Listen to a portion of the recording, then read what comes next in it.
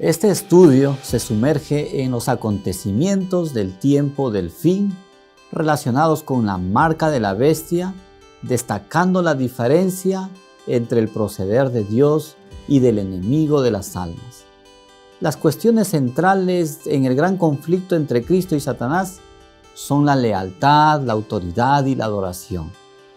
Las profecías de la Biblia hablan de un poder que usurpa la autoridad de Dios, que exige lealtad e introduce un sistema falso de adoración. En contraste con este poder, el amor es la gran fuerza motivadora del reino de Dios. En lugar de adorar a la bestia, el pueblo de Dios encuentra su mayor gozo y deleite en adorar a Dios. Están comprometidos con Dios porque saben cuán comprometido está Él con ellos. Este estudio busca profundizar en este compromiso y en cómo se manifiesta en la vida de los creyentes. Finalmente, esta lección nos invita a reflexionar sobre nuestra propia fe y compromiso con Dios. Nos desafía a considerar cómo estamos viviendo nuestra fe en el mundo actual y cómo podemos resistir las tácticas de la bestia de Apocalipsis capítulo 3. A través de este estudio se espera que los estudiantes desarrollen una mayor comprensión de las profecías de la Biblia y un compromiso más profundo con Dios.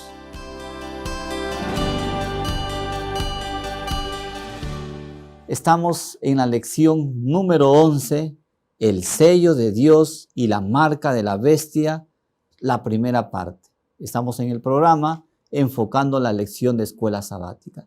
Esta lección número 11 tiene como pasaje central Apocalipsis capítulo 7, versículos 2 y 3, que dice: Entonces vi a otro ángel que subía del este con el sello del Dios vivo, y clamó a gran voz a los 4 ángeles, quienes habían recibido poder de dañar la tierra y el mar, y les dijo: No dañen la tierra, ni el mar, ni los árboles, hasta que sellemos en sus frentes a los siervos de nuestro Dios.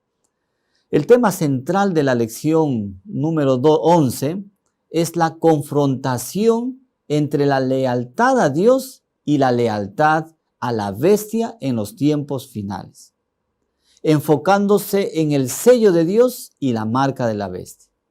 Se destaca la importancia de la fe, la obediencia y la adoración verdadera, y se contrasta con el amor de Dios con las tácticas correctivas del enemigo. Los 3 objetivos que tiene esta lección son, en el objetivo saber, es entender la identidad y las características de la bestia de Apocalipsis 13, reconocer qué significa seguir al Cordero en contraposición a seguir a la bestia, y conocer la lucha cósmica de Jesús y cómo su victoria garantiza nuestra salvación. El objetivo ser es que desarrollemos una conciencia crítica para resistir las tácticas de la bestia de Apocalipsis 13. Cultivar un carácter que refleje a aquellos que siguen al Cordero a través de la fe y la obediencia a Dios, y fortalecer nuestra confianza en la victoria de Jesús como garantía de nuestra salvación. El objetivo a ser es mantenernos alertas a las manifestaciones de la bestia de Apocalipsis 13 y resistir activamente su influencia, practicar la fe y la obediencia en nuestras vidas diarias como reflejo de seguir al Cordero y compartir activamente la buena noticia de la victoria de Jesús, alentando a otros a poner su fe en Él. Hemos dividido esta lección en 3 tópicos claves. Primero es identificando la bestia de Apocalipsis 13. Segundo, los que siguen al Cordero. Y tercero, la lucha cósmica de Jesús y su victoria. Apreciados amigos, sean bienvenidos una vez más a su programa enfocando la lección de escuela sabática aquí en Edúcate Más. Muy bien, apreciados amigos, ahora estamos nuevamente con el pastor Rubén Montero, con quien ya sabemos desarrollamos al detalle los tópicos claves. Pastor, estamos en la lección número 11, ya casi por terminar el trimestre. Así es, qué rápido ha pasado el tiempo, Sí, ¿no? rápido pasa. ¿Qué tal? ¿Cómo está, pastor? Bien, muchas gracias por esta bienvenida y un saludo para todos nuestros amigos que entran en contacto con nosotros para estudiar juntos la palabra de Dios. Pastor, la lección 11 y 12 tiene que ver con el sello de Dios y la marca de la bestia. Un tema muy importante, muy confuso para algunos, pero a la luz de la Biblia, hoy, digamos, esta semana y la próxima semana, detallaremos detalles importantes, ¿no? Detalles importantes. Digamos, yo lo dividiría, digamos, en dos partes. Es el pasado, que nos muestra cómo actuaron sistemas religiosos falsos, ¿no es cierto?, en contra del pueblo de Dios, y el futuro, ¿qué nos espera de aquí en adelante? Porque el pasado, la historia nos revela, digamos, al detalle cómo se han cumplido estas profecías. Ahora es qué nos queda por delante. Varias de las profecías de Daniel y de Apocalipsis se refieren al mismo poder. Y Apocalipsis, y de alguna manera Daniel, aunque de un modo mucho más sutil, pero sobre todo Apocalipsis, nos muestra que este poder que gobierna en la Edad Media volverá una vez más hacia el fin del tiempo a retomar su poder en el mundo. Bien, pastor, en este trimestre el mensaje central es el mensaje de los tres ángeles.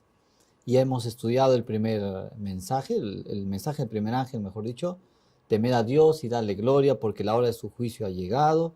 Adorad a aquel que hizo el cielo y la tierra y el mar y las fuentes de las aguas. Hemos ido, digamos, descubriendo frase por frase lo que significa eso. Hasta la semana pasada estudiamos el mensaje del segundo ángel, y ahí aparece: ha caído Babilonia, la gran ciudad, porque ha hecho beber a todas las naciones del vino del furor de su fornicación. Hemos visto los dos sistemas religiosos que se oponen. Y hoy, con esta lección, la 11, la 12 y la 13, nos introducimos en el mensaje del tercer ángel, que dice, por ejemplo, el capítulo 14, versículo 9. Un tercer ángel lo siguió diciendo a gran voz: si alguno adora a la bestia y a su imagen y recibe la marca en su frente o en su mano, él también beberá del vino de la ira de Dios, que ha sido vaciado puro, etcétera, etcétera. Aparece la figura ahora de la bestia. Y tenemos Apocalipsis capítulo 13 en este primer tópico, que tiene que ver con identificando la bestia de Apocalipsis 13. ¿Qué características tiene esta bestia que habla el mensaje del tercer ángel, que nosotros debemos prestar atención porque actuó en el pasado y actuará en el futuro? Quizá antes de ver las características, sería bueno dar una visión panorámica acerca del mensaje de los tres ángeles. Okay. El mensaje del primer ángel levanta verdades como los mandamientos, como el sábado, nos habla acerca de la justificación por la fe, levanta verdades. El mensaje del segundo ángel me dice que el error cae, la confusión cae, que es consecuencia. Cuando uno levanta la verdad, claro, cae el error. Eso dice el mensaje del segundo ángel. Ha caído Babilonia, que es la fuente y la promotora de los errores doctrinales, enseñanzas. Y el mensaje del tercer ángel me dice qué va a suceder con aquel que se aferra al error a pesar que el error ha caído y rechaza el mensaje del primer ángel que levanta la verdad. Entonces por eso dice: si alguno adora a la bestia o su imagen. La bestia y su imagen es otra manera de decir Babilonia. Babilonia es la bestia y su imagen. En el mensaje del segundo ángel me dice: ha caído Babilonia. En el mensaje del tercer ángel me dice: si alguno adora a la bestia o su imagen. ¿Qué es Babilonia? Si te aferras a Babilonia, a pesar que Babilonia ha caído, entonces también beberás del vino de la ira de Dios que ha sido, te harás partícipe de los pecados de Babilonia. Okay.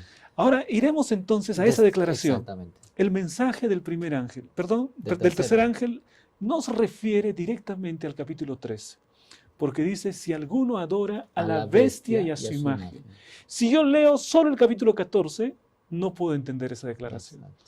Tengo que ir al capítulo 13 para ver qué es la bestia y qué es la imagen de la bestia. Y entonces ese es el desafío de ahora.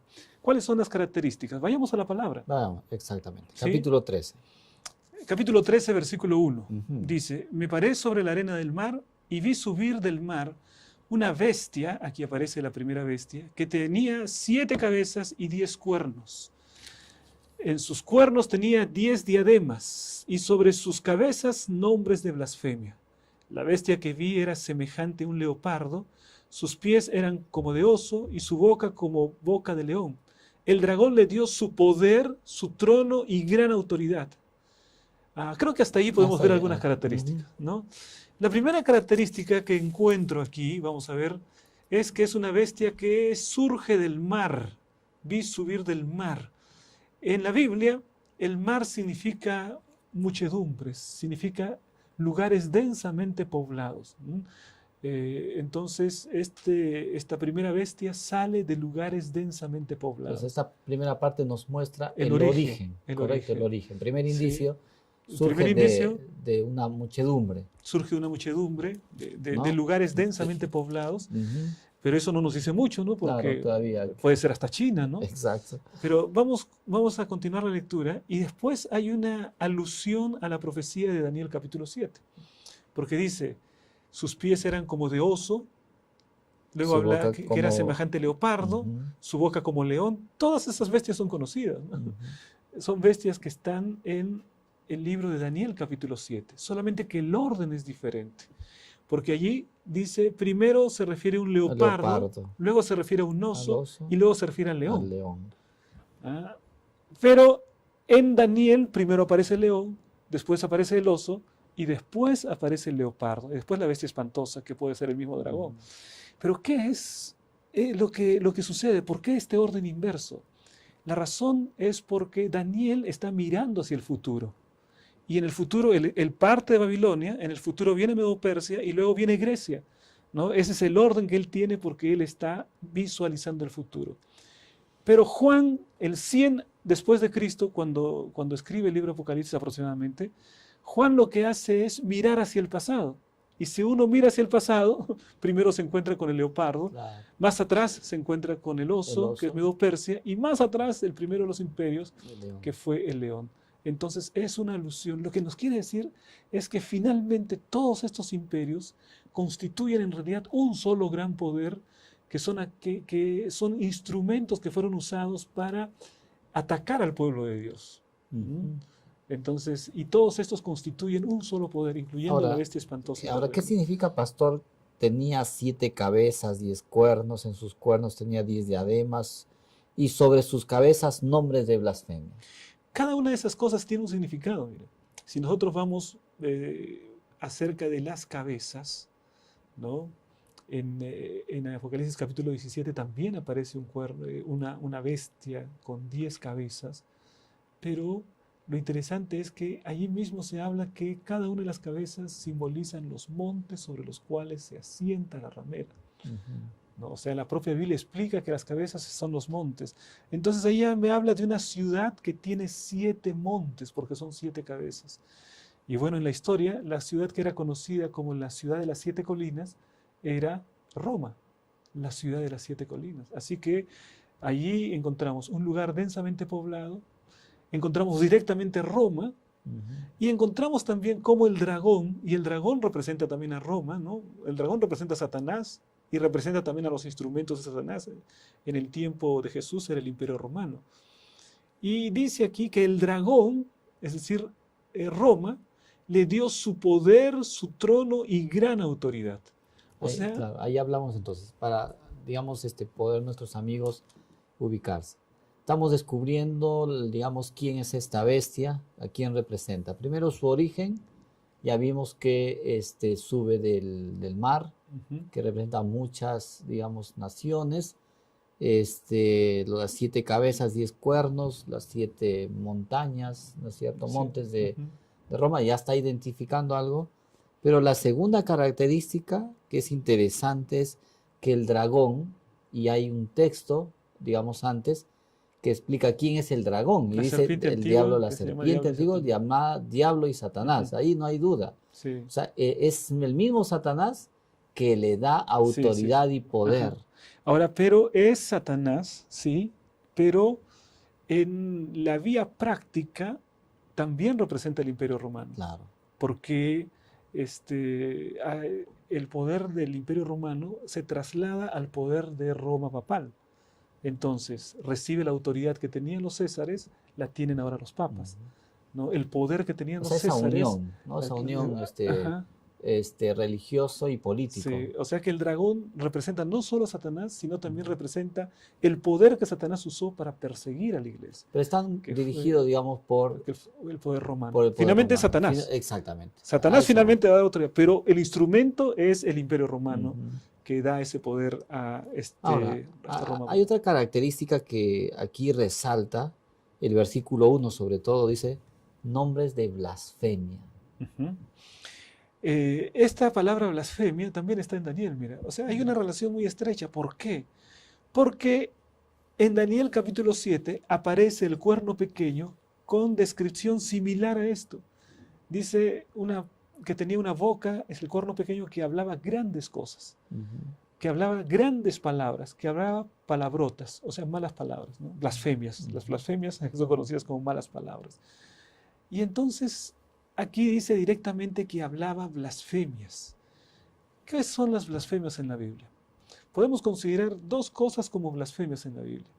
Cuando Jesús estuvo con los fariseos y él perdonó los pecados de una persona que estaba paralítica, los fariseos empezaron a decir, pero este hombre blasfema, esto es una blasfemia. ¿Quién puede perdonar pecados si no solo Dios? O sea, primera blasfemia es que un hombre se arrogue el derecho de perdonar pecados, que solamente le corresponde a Dios. Esa es una blasfemia. Para Jesucristo no era blasfemia porque Él es Dios y Él perdona pecados. Pero cualquier ser humano que usurpe el derecho de perdonar pecados se convierte entonces en una blasfemia. Ahora, el otro episodio que nos habla de la vida de Cristo es cuando Él dice que es hijo de Dios. Entonces los que estaban allí, también fariseos, saduceos y la corte, dicen, pero allí está blasfemando, se está haciendo igual a Dios. Porque decirse hijo de Dios se está haciendo igual a Dios. Es una blasfemia. Es decir, hacerse igual a Dios, usurpar el nombre de Dios es una blasfemia en la Biblia. Entonces cuando dice aquí que habla blasfemias, en la historia se cumple porque el sistema papal, originado en Roma, se arroga también el derecho de perdonar pecados. Y además se arroga el derecho de ocupar el lugar de Dios. Claro, porque los versículos, o sea, siguiendo la identificación, tenemos que su origen, ya vimos donde parte esta bestia, segundo lugar que impone autoridad dada por el dragón, porque dice el dragón le dio todo su poder, su trono y gran autoridad, pero ¿para qué le da? Dice el versículo 4, y adoraron al dragón que había dado autoridad a la bestia, y adoraron a la bestia. O sea, aquí entra otra vez el tema que descorre todo la historia humana y que Satanás quiere, digamos, posesionar, es la adoración. Entonces adoran al dragón, adoran a la bestia, y dice, ¿quién como la bestia? ¿Y quién podrá luchar contra ella? Etcétera, etcétera. El versículo 8 dice, la adoraron todos los habitantes de la tierra, cuyos nombres no estaban escritos desde el principio del mundo en el libro de la vida del Cordero que fue inmolado. Entonces, ese nombre blasfemia, que tiene, digamos, que ver con el querer usurpar el lugar de Dios. Que solamente le pertenecen exactamente. a Dios. Y entonces, el dragón la adoran y hacen que adore también a la bestia, ¿no? Claro, aquí encontramos algo sumamente interesante, porque aquí aparece el dragón dándole un poder a la primera bestia. En la historia eso se ha cumplido prácticamente de una manera exacta, porque Daniel capítulo 7, cuando habla de Roma imperial, es la bestia espantosa y terrible. Cuando habla de Roma papal, es el cuerno pequeño. En Daniel capítulo 8, es el cuerno pequeño en una fase de expansión horizontal, y eso es Roma imperial. Y el cuerno pequeño en fase de expansión vertical, desafiando contra a Dios, es Roma papal. Y las mismas características vamos a encontrar aquí. Es precisamente el poder del papado el que se está presentando aquí. ¿Qué es lo que sucede? Incluso historiadores muy famosos han declarado lo siguiente, ¿no? Que el mismo trono en el que se sentaban los césares gobernando el Imperio Romano es el mismo trono que ocuparán los papas también gobernando, pero con una naturaleza diferente, porque es un poder político y religioso, pero con una fuerza tan grande que llegaba a todos los ámbitos del Imperio Romano en aquel tiempo. Ahora, pastor, quizás todavía no está siendo claro para algunos de nuestros amigos, porque está hablando, digamos, en símbolos, etcétera, etcétera, ¿no? ¿A quién representa esta bestia? Así, ahora que hemos leído, digamos, características, sí, sí, sí. identificando y con la historia. Entonces, ¿cuál es la interpretación de todo esto? Lo que tenemos que hacer es permitir que la Biblia y la Ujú. historia nos confirmen ese poder, Ok. ¿no? Para que no sea una opinión personal. Ujú. En la Biblia nos dice que este poder surge en un lugar densamente poblado, Ok, pero puede ser China también, ¿no? claro. Aquí en América no mucho, porque estaba despoblado, comparativamente hablando. Pero también me dice que es una ciudad de 7 colinas, las 7 cabezas. Ahí ya nos da Entonces una... ya puede ser Roma, ¿no? Claro. Roma.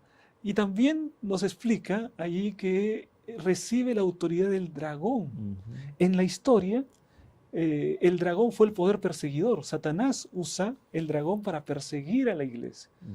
Entonces aquí encuentro que hay una relación también. Esta primera bestia recibe la autoridad de la anterior, del poder anterior, que es Roma.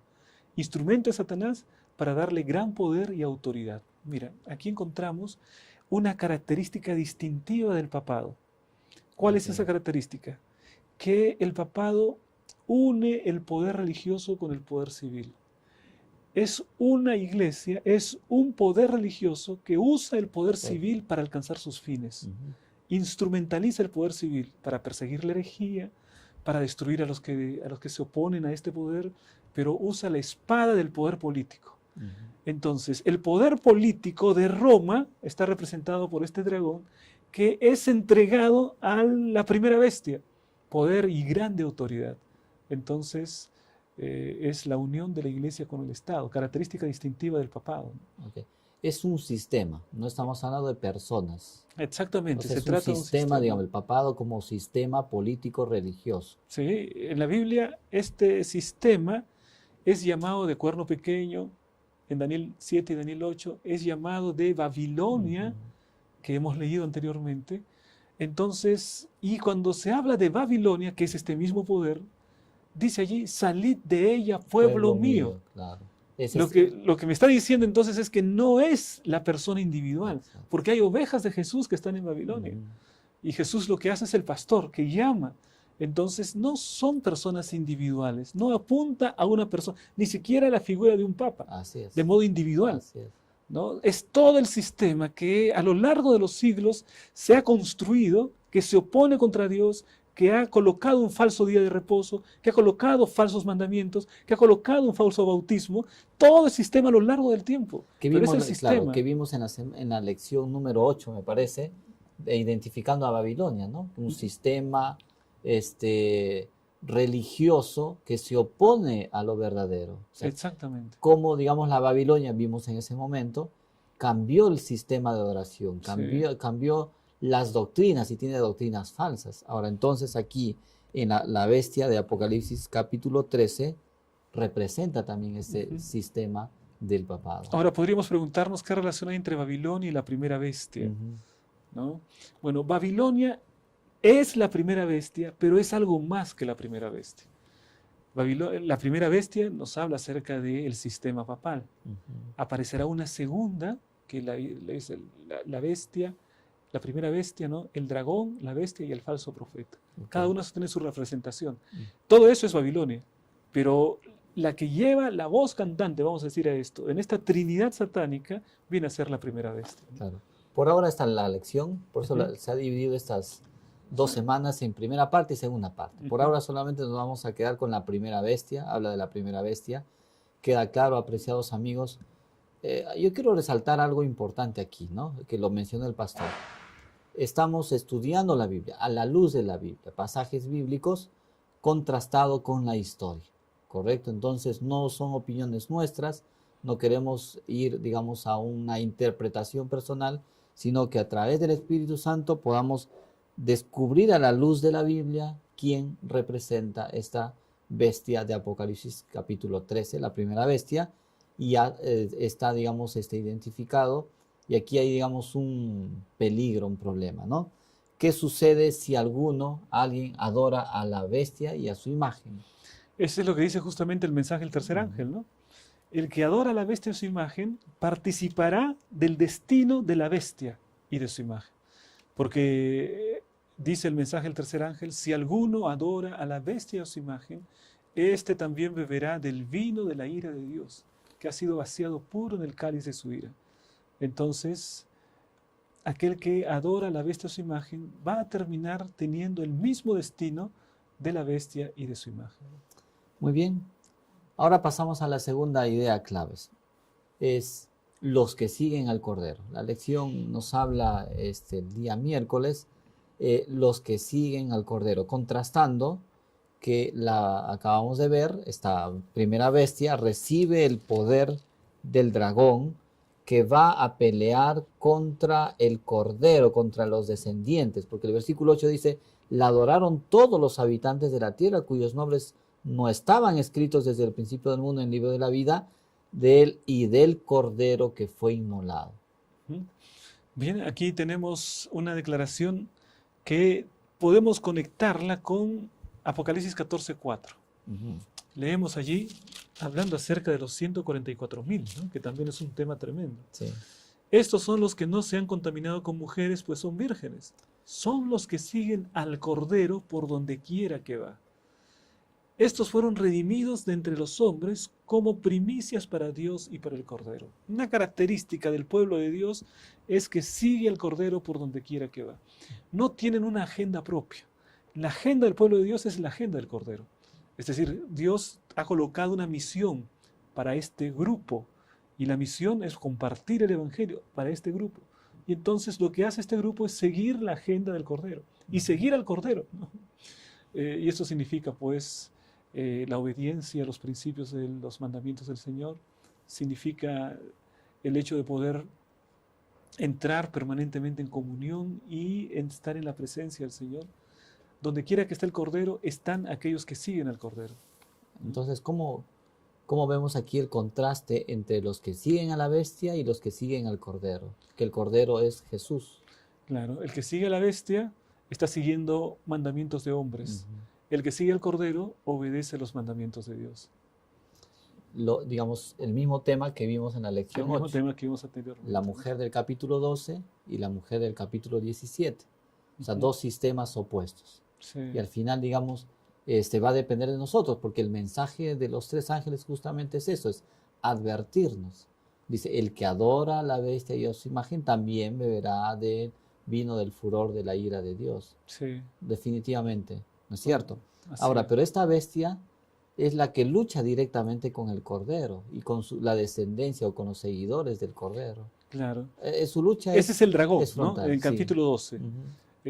Sí, prácticamente es, ¿qué le puedo decir? Es casi imposible determinar una diferencia muy exacta entre el dragón y la primera bestia. Toda la descripción del dragón, exceptuando un mínimo detalle que tiene que ver con las diademas, pero toda la descripción del dragón es la descripción de la primera bestia, ¿no? Tiene 7 cabezas, es bestia escarlata, todo eso. Pero entonces esto me quiere decir que hay una conexión entre el dragón y sus instrumentos.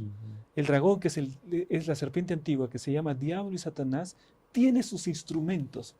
Y esos instrumentos se materializan en poder político, poder económico, en los grandes poderes que atacan al pueblo de Dios a lo largo de la historia. Claro, porque el objetivo final del dragón, de Satanás, que usa poderes políticos, religiosos, es destruir al pueblo de Dios. Sí. Y aquí tenemos en Mateo capítulo 10, 22, por ejemplo, dice, ¿no? Seréis odiados por todos por causa de mi nombre, pero el que persevere hasta el fin, este será salvo. Y el objetivo justamente del desarrollo de estas lecciones es hacernos notar que tenemos un enemigo, Satanás, que quiere destruir a los hijos de Dios. Usa poderes políticos, religiosos con ese propósito. Pero los que perseveran hasta el fin, siguiendo al Cordero, serán salvos. Exactamente. La diferencia es que Incluso el hecho de perseverar no es algo que sea fruto de sus propias habilidades, Ujú.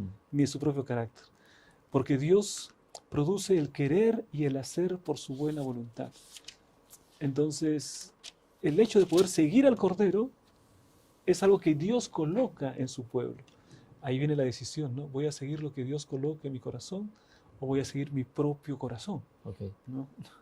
Ahora, el tercer tópico que toca esta lección es la experiencia de Jesús, porque Apocalipsis habla, los que perseveran hasta el fin, el pueblo, los que guardan los mandamientos de Dios y tienen la fe de Jesús, Ujú. tienen la fe de Jesús. Ahora, si leemos Mateo capítulo 27, versículo 45 en adelante, dice, desde la hora sexta hubo tinieblas sobre toda la tierra hasta la hora novena. Cerca de la hora novena Jesús clamó a gran voz diciendo, Elí, Elí, lama sabactani, que significa, Dios mío, ¿por qué me has desamparado? Algunos de los que estaban allí decían al oírlo, a Elías llama a este. Al instante, corriendo uno de ellos, tomó una esponja, la empapó de vinagre, la puso en la caña y le dio a beber. Pero los otros decían, deja, veamos si viene Elías a librarlo. Pero Jesús, habiendo otra vez clamado a gran voz, entregó su espíritu. Acá vemos en estas escenas finales de Jesús que cargó, digamos, todo ese conflicto cósmico, todo el ataque del enemigo de Satanás sobre él. Sí, Entonces, ujú. ¿cómo es que esa lucha cósmica está ahora en Jesús y cómo Él la venció? Sí, digamos, lo que hace la palabra de Dios es presentarnos, digamos, la manera como Jesús se enfrenta. Es la fe de Jesús en medio de las circunstancias más horribles que él tuvo que pasar. La fe se mantuvo ¿Por incólume. qué dice la fe de Jesús? Porque el pasaje dice los que guardan los mandamientos de Dios y tienen la fe en Jesús, que es diferente. ¿Cuál es la fe de Jesús? Bueno, si nosotros hablamos de la fe de Jesús, podemos hablar de una fe que le pertenece al Señor Jesucristo. Si nosotros hablamos de la fe en Jesús, es una fe nuestra, Que se hace. pero el depositario, el destino de esa fe es nuestro Señor Jesucristo. Yo creo que las dos expresiones caben muy bien, ¿no? Primero, la fe de Jesús. La fe de Jesús me ayuda a visualizar el carácter de Cristo. Cómo Él, en medio de la cruz del Calvario, se mantuvo firme, se mantuvo fiel a las promesas. Y entonces lo que yo debo tener es una fe semejante a la de Cristo. Debo tener la fe de Jesús, la fe que Él tuvo. Pero también cabe el término la fe en Jesús. ¿Cuándo la fe es en Jesús? Cuando mi propia confianza está depositada en el Señor Jesucristo. Y soy salvo no por la fe que yo albergo, sino por el destino a donde está encaminada mi fe. Soy salvo por Jesús en ambos casos, ¿no? Porque yo tengo la fe de Jesús no porque yo la alcancé, sino porque Cristo llegó a colocarla en mi propia vida. Y soy salvo no por lo que yo hice, sino por lo que Cristo hizo. Entonces, eso significa tener la fe de Jesús, una fe semejante a la del Señor Jesucristo. Y la fe en Jesús significa toda mi confianza depositada en Él como el autor y el consumador de la fe. Entonces, en esta lucha cósmica que todos libramos, porque tenemos un enemigo, hay una lucha entre el bien y el mal, y siempre hemos visto dos bandos, ¿no es cierto? Cuando la lección 8 enfatizó la, digamos, mujer de Apocalipsis 12 y de Apocalipsis 17, dos bandos opuestos, hoy estamos viendo digamos, capítulo 13, la bestia que recibe poder del dragón, pero por otra parte están los que siguen al Cordero, que es Jesús. Entonces es muy importante poder tener la fe de Jesús. Permítame leer un párrafo del día lunes, del día lunes de la lección de esta semana. Dice, la fe de Jesús es una fe tan profunda, tan confiada, tan comprometida, que todos los demonios del cosmos y todas las pruebas de la tierra no pueden sacudirla. Es una fe que confía cuando no puede ver, que cree cuando no puede entender, que se aferra cuando hay poco a qué aferrarse. Esta fe de Jesús es en sí un don que recibimos por la fe y que nos conducirá en medio de la crisis que tenemos por delante. Es la fe de Jesús que mora en nuestro corazón, la que nos permite adorar a Cristo como supremo y soportar con paciencia cuando la marca apocalíptica de la bestia se haga cumplir. O sea, en sí, pastor, necesitamos tener la fe de Jesús, confiar en Jesús, porque por nuestro mérito no vamos a poder alcanzarlo. Los tiempos que se nos vienen son muy complicados, porque, digamos, esa imposición de la falsa adoración, llegar hasta el punto de una persecución, de amenaza de muerte, necesitamos aferrarnos a Dios. Sí. Y es el propio Señor Jesucristo el que nos garantiza la victoria si ejercemos una fe semejante a la de Cristo, que no es por la naturaleza humana que la vamos a experimentar, es por el sometimiento total, es la rendición total de nuestra vida al Señor Jesucristo, y Él coloca en nuestro corazón la semilla de esa fe, de una fe semejante a la de Cristo. Ahora, pastor, pero en medio de una sociedad que va en contra de lo bueno, en contra de lo puro, ¿no? La inmoralidad está cada vez más creciente.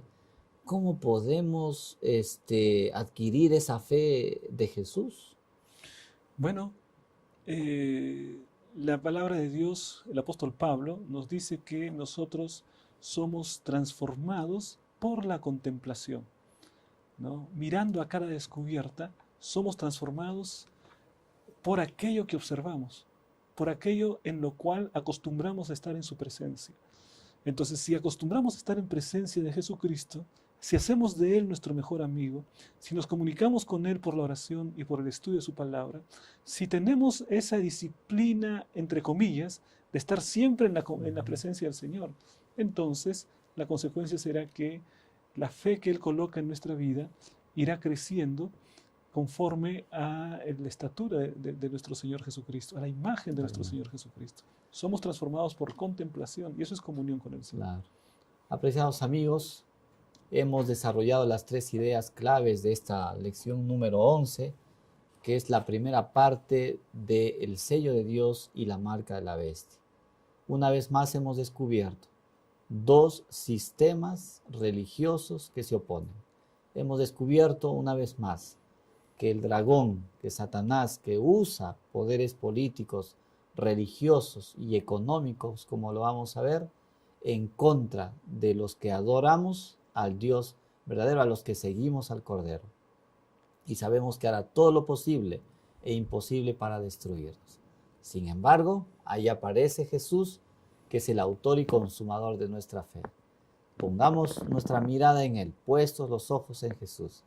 Que podamos, a la luz de la Biblia, poder entender qué se nos viene por delante, pero en quién está fundamentada nuestra fe. No en tradiciones humanas, sino en la palabra de Dios.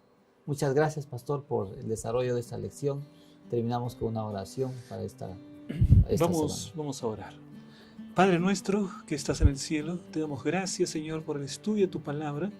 Pedimos, querido Padre, que podamos cada día estar en tu presencia para cultivar un carácter semejante al de Cristo, para tener por tu gracia una fe semejante a la de nuestro Salvador. Nos colocamos en tus brazos de amor. En el nombre de Jesús. Amén. Amén.